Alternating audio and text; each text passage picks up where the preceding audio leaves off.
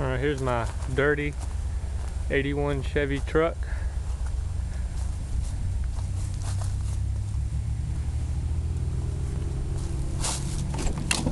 Let's pop the hood on this. I just fixed a radiator leak.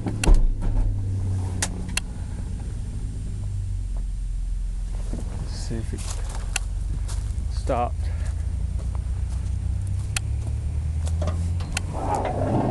Alrighty.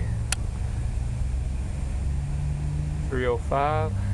Come with the truck when I got it. It's supposed to have been rebuilt. So far it's been pretty good. Put a new one of these plugs on there.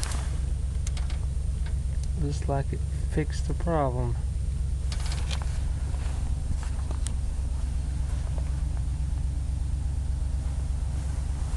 Let's crank it up.